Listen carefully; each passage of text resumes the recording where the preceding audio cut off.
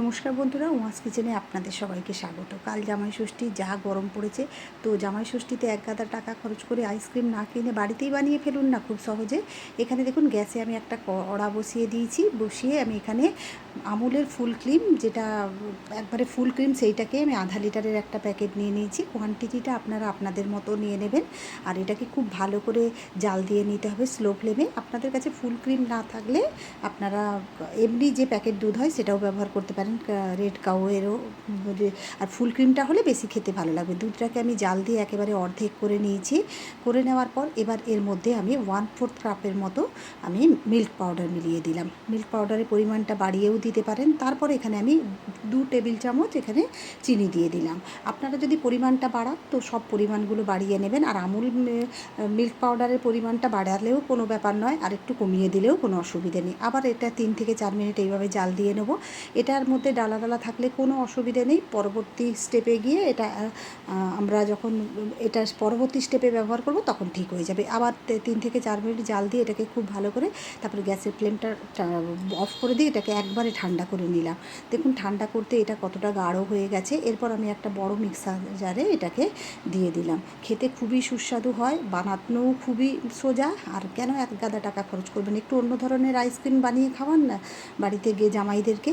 তারপর এর মধ্যে আমি আরও 1.5 চামচের মতো মিল্ক পাউডার দিয়ে দিলাম। এই মিল্ক পাউডারটা অবশ্যই দেবেন, এটা দিলে এর স্বাদটা আরও বদলে যাবে। এটাকে একবারে মিক্সিতে পিষে নিলাম। পিষে আমি এখানে আইসক্রিমের মোল্ড নিয়ে নিয়েছি, পুরো ভর্তি না করে এতে হাফ হাফ করে আমি এই মিল্ক পাউডার যেটা রেডি করে রেখেছিলাম এই দিয়ে দিলাম মিক্সির থেকে।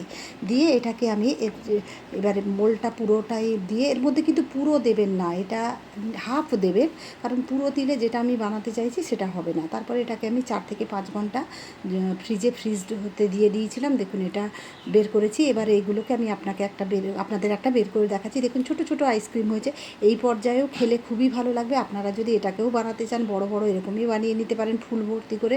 তারপর এটা প্রচণ্ড গরম, এটাকে বের করা মাত্রই গলতে শুরু করেছে। ওই জন্য আমি একটা পাত্রের মধ্যে কিছুটা আইস নিয়ে এগুলো আপনাদেরকে খুলে খুলে দেখাচ্ছি, কারণ এই মোলটা আমাকে পরিষ্কার করতে হবে। আর সব আইসক্রিমগুলো এমনি যদি আমি প্লেটে রাখি তো এক্ষুনি গলে যাবে, গলতেও শুরু করেছে আইসের মধ্যে রাখা সত্ত্বেও। আমি এগুলোকে সব বের করে আমি আইসক্রিমগুলোকে সব বের করে নিলাম। দেখুন খুবই গরমের জন্য তাড়াতাড়ি গলে যাচ্ছে। আমি তাড়াতাড়ি করে এগুলোকে ফ্রিজে ঢুকিয়ে দিয়ে আমি ওই মোলটাকে পরিষ্কার করে নিই। এরপর আমি এখানে আর একটা মিক্সিং জার নিয়ে নিয়েছি। নিয়ে আমি এখানে একটা বড় সাইজের আমকে পুরো গাঁটটা বাদ দিয়ে, আটিটা বাদ দিয়ে আমি পাল্পগুলো নিয়ে তার মধ্যে 2.5 চামচের মতো চিনি দিয়ে অল্প একটু জল দিয়ে আমি এটাকে একদম পেস্ট বানিয়ে নেব। খুবই সহজ, খেতেও খুবই সুস্বাদু।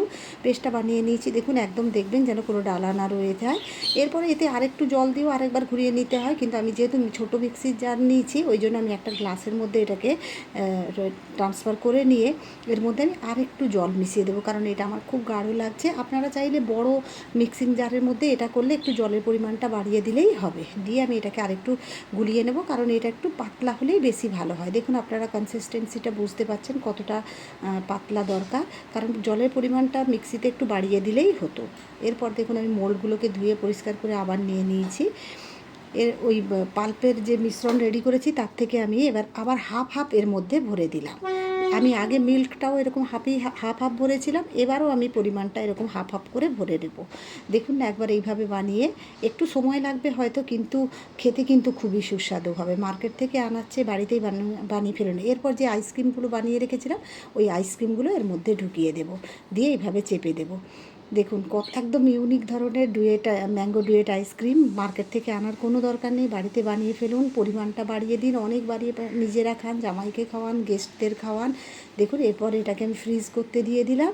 6-7 ঘন্টা পরে বের করে দেখুন কত সুন্দর দেখতে হয়েছে। আর এটাকে আমি হাফ করেছিলাম আপনাদেরকে দেখানোর জন্য। এটাও যদি আপনারা বানান এইভাবেও হাফ সেটা দেখতেও দুর্দান্ত লাগবে আর খেতেও সুন্দর লাগবে। চলুন তাহলে আইসক্রিমের মজা নেওয়া যাক আর এটাকেও সার্ভ করে দেওয়া যাক।